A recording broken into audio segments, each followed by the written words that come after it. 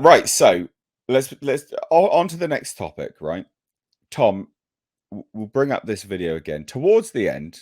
Just Yes. go towards the end whilst just a little bit back, just as he finishes talking about Swamp Thing. Okay. Now play it at normal speed. Anyway, those are the stories. Yeah, I got actually at 1.5, 2. Yeah, so let's play it at normal speed, and I want everyone to pick up on some of the That I can language. tell you about right now. I've loved the DC characters since I was a child. They're incredibly important to me. I knew that this was a once-in-a-lifetime opportunity to do something very different. One of the things that's very important for me in all of these movies and TV series is that the director's vision and the vision of the writers and all of the creators is unique and something Stop. special. Storytelling is... Stop it there. It's a pretty big dig at Marvel, I think.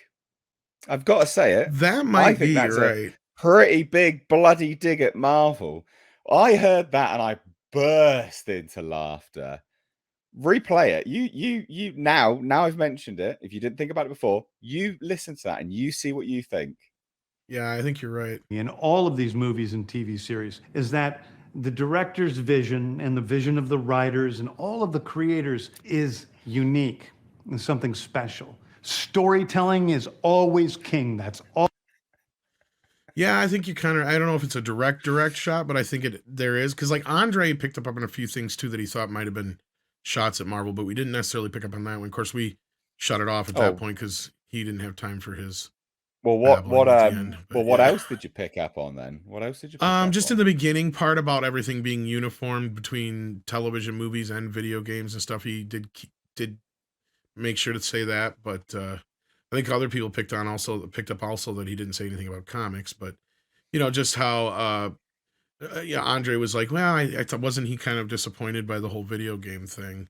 I said, well, maybe, but I don't know if that's necessarily a crack at them, but this may have been more of a direct shot. I think it's definitely a direct shot. I mean, it's funny.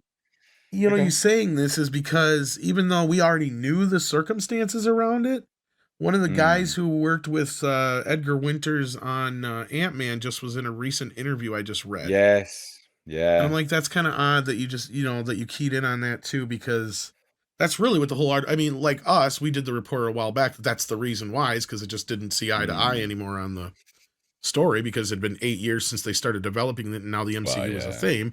I mean, like, we already knew that, but this is somebody confirming that now. So like, it is kind of funny on the timing of that, maybe. I mean, I'm sure there's just a coincidence there, but I don't know, Paulie, what do you think? I don't know, in Hollywood, is there coincidences like that?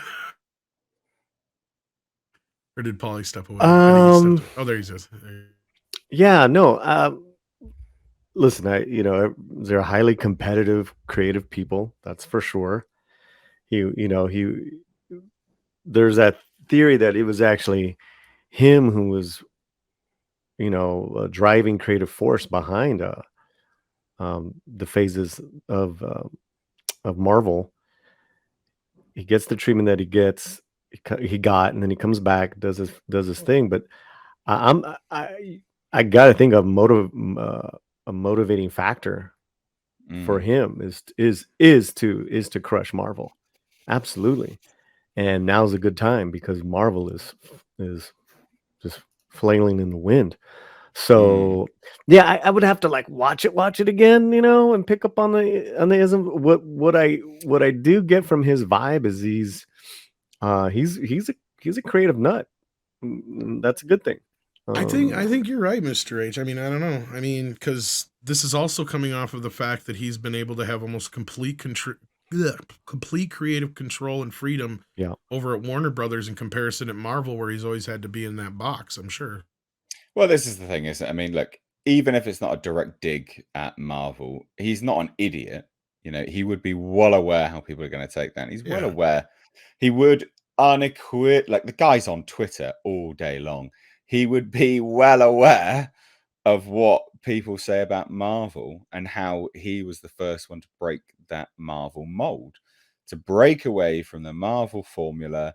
And that was basically what, made Guardians such a large success, because it was so different and it was out there and it was not the formulaic, Marvel box that every other film just sits in at the moment. And he can't be, to ignore the fact that that is so prevalent in most people's, discourse about Marvel and superhero genre would be, he must know it. So saying that, like, even if it's not a direct dig, he's not an idiot. He must be aware that people would take it in that way. So saying it, by proxy, even if it's not a direct dig, is a dig, I guess, in that regard. He's not a moron. He'd know that people would take it in that way. Again, he's on Twitter all day long.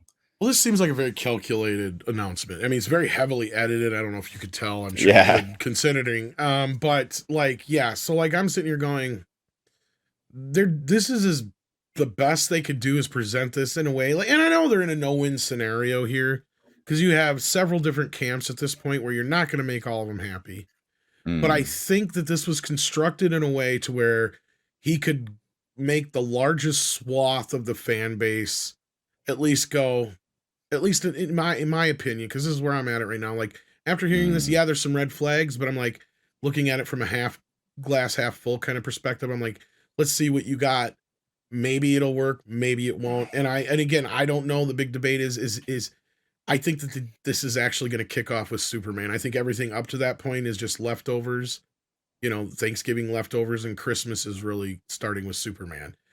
And at that point, it's all on Gunn, right? Like from there on out, if he fails with Batman, that's going to be a big snafu.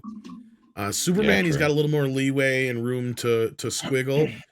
The Green Lantern series just has to be better than that fucking Ryan Reynolds movie, And the only other thing that he announced that has any real expectations probably attached to it would probably be the Themyscira series. And on that note, probably just because people are going to be looking at it to see, okay, is this setting up for what we got with Gal Gadot, or is this setting us up for something different, or what is this? I think maybe just kind of an interesting look at what is it going to be.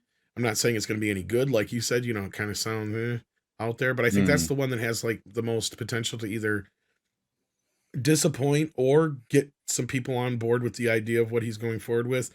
The Batman one, though, he's got to knock that out the park, and I don't think he's going to do that with this. I hope I'm wrong, but that's going to be a big one because, as we all know, Batman's the big dog in this. So, well, yes, I mean, so's Superman, and Superman's big, but Batman's the big dog as far as top of everything. Yeah. Top of the box office, top seller for toys and comics. More Superman. Yes, I mean Superman more so now just because they have to live up to the realization that they've binned off someone that people wanted. That's a problem. To see. Yeah, and so you have to make it even better.